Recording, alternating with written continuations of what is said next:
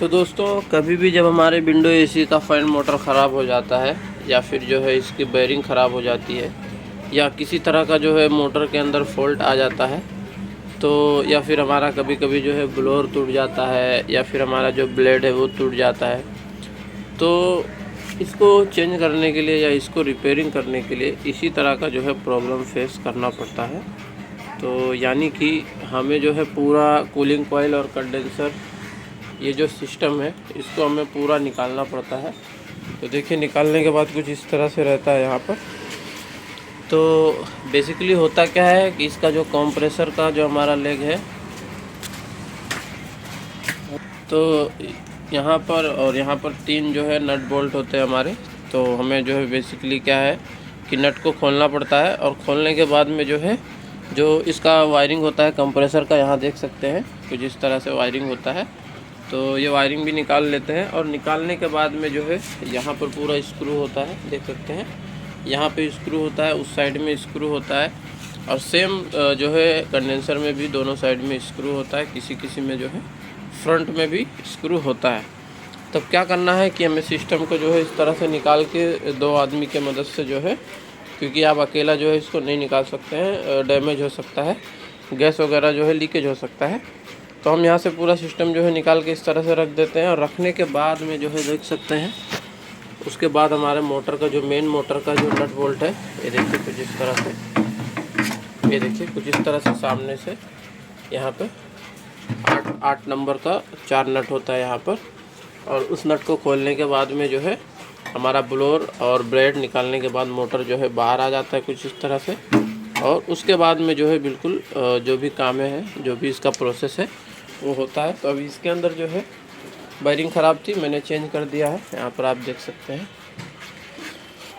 तो ये इसके अंदर की जो वायरिंग थी पहले की ये है, तो देख सकते हैं किस तरह से जो है ये ख़राब हो चुका है, कुछ इस तरह से जो है ये बिल्कुल ख़राब हो चुका है। तो इस तरह से जो है वायरिंग बदली किया जाता है, ठीक है। तो अब क्या करना है, सिंपली जैसे हम इसको खोले थे उसी तरह से जो है इसको लगा देंगे। तो सबसे पहले जो है मोटर को लगाने के पहले हमें जो है इसका डायरेक्शन देखना होता है कि ये, क्योंकि ये आपको जो सॉफ्ट है इसका बिल्कुल सेम दिखाई देगा, आपको किसी तरह का कोई चेंजेस नहीं होगा, लेकिन इसमें जो है थोड़ा सा लेंथ का फ़र्क आता है। तो आप खोलने से पहले जो है मार्किंग वगैरह जो है कर सकते हैं, ताकि आपको जो है लगाने के बाद जो है किसी तरह का कोई प्रॉब्लम ना आए। और जब भी इसको खोलें, किस तरह से खोलें मैं आपको एक बात बता देता हूँ, क्योंकि ये जो मोटर है इसकी जो वायरिंग है थोड़ी सी उल्टी पुल्टी वायरिंग होती है इसकी। तो देख सकते हैं इसके अंदर जो है 3 और 3 6 वायर है इसके अंदर, आप देख सकते हैं। तो कैपेसिटर का जो वायर है सेपरेट है, यहाँ पर देख सकते हैं, ठीक है, कैपेसिटर का वायर सेपरेट है। और उसके बाद यहाँ पर 3 स्पीड मिलती है हमें। तो ये देखिए 3 स्पीड यहाँ पर मिलती है। तो जो हमारा यहाँ पर रेड है, ये रेड वाला हमारा हाई है और वाइट वाला मीडियम है और येलो वाला लो है, और जो हमारा कॉमन वायर है ये ब्लैक वाला है।